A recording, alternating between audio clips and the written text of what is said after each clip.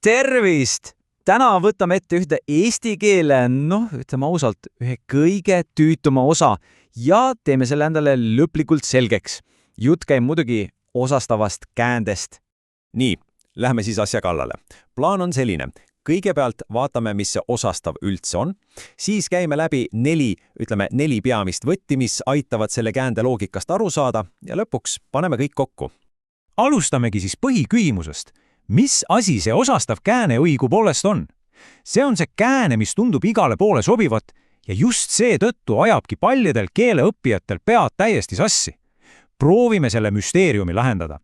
Hästi lihtsalt kokkuvõttes, osastav on mängus siis, kui miski on pooleli, ebakindel või kui me räägime ainult osast millestki. Mõelda sellele kui ebatäielikkuse käändele, see ongi selle asja tuum. Nii, meie esimene võti selle koodi lahtimurdamiseks ongi seotud lõpetamata tegevustega. See on üks kõige levinumadaid olukordi, kus osastav kääne sisse astub. Põhimõte on tegelikult lihtne. Kui tegevus käib praegu, see kordub või sa lihtsalt ei tea, kas see saad lõpuni tehtud või mis tulemus on, siis haaradki just osastava käände järele. See on nagu protsessi, mitte tulemuse kirjeldamine. Vaatame paari näidet. See teeb asja palju selgemaks. Tüdruk loeb raamatut. Me ei tea, kas ta loeb selle läbi, ta on praegu tegevuse keskel. Või kas sa armastad võrkpalli? Armastus on ju pidev tunne, mitte ühekordne tegu. Ja sama lugu on siin. Kolleegid arutasid seda küsimust. Nad olid arutelu sees, me ei tea, kas nad jõudsid mingi lahenduseni. Kõik on protsess. Okei, võtti number 2. Ja see siin muide on üks neist reeglitest, mis on peaaegu alati kindel ja lihtne meelde jätta. Ja reegel ongi selline. Kui lauses on eitus, siis sihitis ehk see, millele tegevus on suunatud, on alati osastavas käändes. Nii lihtne ongi. See on selline tore päästerõngas, näed eitust, kasutad osastavat. Ja siin on see mustvalgel näha. Tal ei ole muud võimalust. Sõna ei ole, tähendab, et võimalus peab olema osastavas. Või ärge tehke rumalusi. Käskivas vormis eitus, ärge tehke. Ja tulemuseks on rumalusi. Absoluutselt kindel reegel. Hästi, 3. võti. See on see, kui me ei räägi tervikust, vaid ainult, tükikesest sellest. Nagu pealkiri ütleb, ainult tükike koogist, mitte kogu kook. See on tegelikult ka üsna loogiline, eks? Kui sa tahad midagi, aga sa ei täpsusta kogust või sa tahad lihtsalt natukest sellest, siis kasutad osastavat.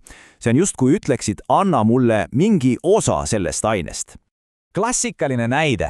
Kui keegi ütleb sulle söö jäätist, siis ta ei eelda ju, et sa terve liitrise karbi korraga nahka paned. Ta pakub sulle osa sellest jäätisest. Seepärast ongi jäätist, mitte näiteks söö see jäätis ära. Ja olemegi jõudnud meie viimase 4. võtmeni. See katab ära põhimõtteliselt kõik olukorrad, kus mängus on numbrid, mõõtühikud ja üldse igasugune koguse näitamine. Siin on hea spiiker ees. Vahet pole, kas sa kasutad mõõdusõna nagu pakk või klaas, grupisõna nagu rühm, sõnu palju või vähe või, ja see on oluline, mis iganes arvu, mis on suurem kui 1, kõigil neil juhtudel tuleb see sõna, mille kogust sa näitad, panna osastavasse käändisse. Näiteks 2 esindajat, mitte 2 esindaja. Nii, kõik 4 võtit on meil nüüd olemas. Võtame selle kõik ilusti kokku ühte käepärasesse tööriistakasti, et sul oleks hea ülevaade. Siin ongi kogu selle jutu tuum. 4 liigset kontrollküsimust. Kas tegevus on pooleli? Kas lause on eitav? Kas sa räägid ainult osast millestki?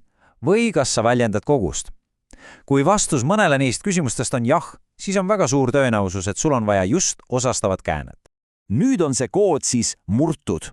Osastav kääne ei olegi nii suur ja hirmus müsteerium, eks?